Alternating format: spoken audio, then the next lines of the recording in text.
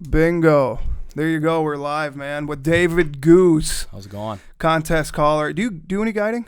A little bit, yeah. Yeah, I mean, here and there. I've helped people out, but Right, yeah. More of like a right-hand man to somebody that's got a Correct. guide service. Who's that now? I've helped Maxed Out before. I've Yep. kind of just been all over the place. Yeah. So Yeah, Maxed Out's a good one. I like Graham. Graham Gresho's actually a really cool dude. You Right. know, who's that? Cody. Didn't you help him out? Or that was Tim that helped him out. Timmy, Tim that was helped Timmy. him out, yeah. Yep. Yeah. So yeah, before we started this, we were kind of talking that contest calling for this year, 2020 COVID virus, just freaking running wild, dude. I don't know if we're gonna have any. I mean, that sucks, dude. It's not looking good. No, it's not looking good not at all. looking good. I mean, that's where me and you kind of met, right? Was contest Exactly calling. where we met. Yeah. Yeah. Yep. How did you get into contest calling?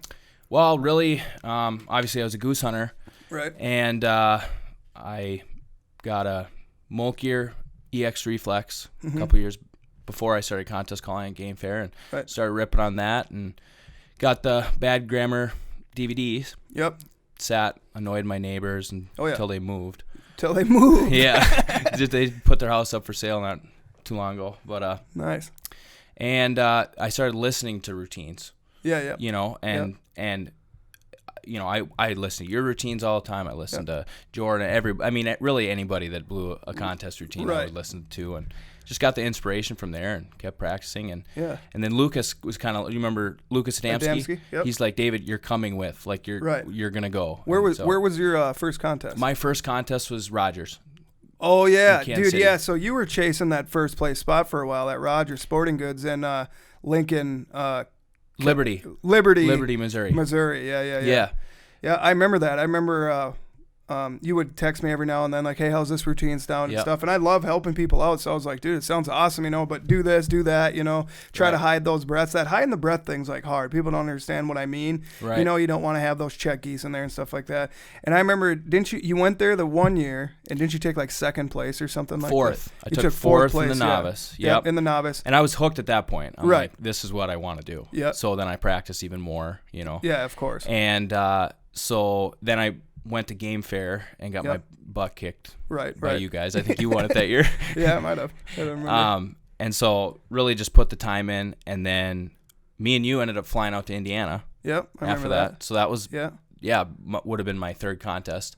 Yeah. So and I remember they had a novice in Indiana. Yep, but you didn't want to do it. I didn't want to do it because I wanted to win that. Yeah, you wanted to national. win the Grand National novice. Yeah, Rogers. Dude, that is there's a lot of talk about how they think that should be the Worlds.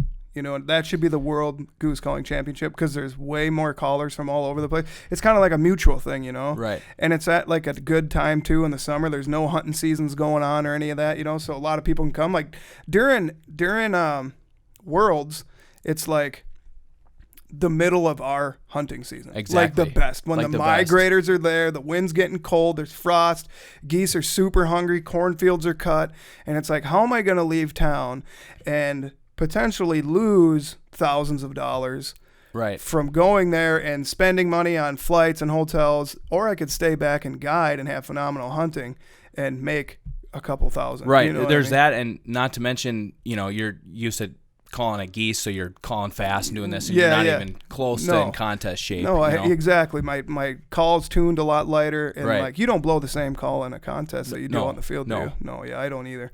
But yeah, so it's like I have all respect for. I mean, being a goose caller, you want to be a world champion. That's like the pinnacle. You know what I mean? For sure. But it's at such a goddamn inconvenient time for us. It fucking sucks. I know. You've never been out there, have you? I haven't. You know, this year was the first year that I wanted to go out there. Yeah. Just to experience it, really. Me too. I mean, obviously, I would have called in it, but sure. You know, I mean. Right. Yeah. That's kind of what I was at the last 5 years. Like, dude, I just want to go. You know. Right. I know I'm probably not going to win, but if I could place even top 5 in the world, that'd be really good. But anyway, yeah, dude. So back to Rogers.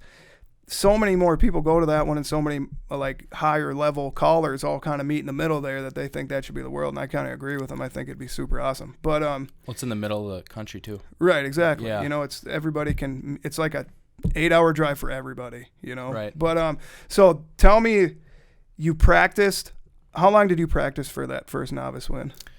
Well, yeah, because obviously I skipped the novice in Indiana, so that that was kind of. Right. Brave to Smart do. move, yeah, exactly. Smart, but brave. So I was like, I'm gonna do it. So I would say after that it was, good 4 hours a day. 4 hours a day. Yeah, dude, you stepped up in a big way. I remember you would send me a routine, and I was like, yeah, it's pretty good. And then you'd send me another one. I was like, okay, dude, this kid's gonna end up winning a novice pretty soon here.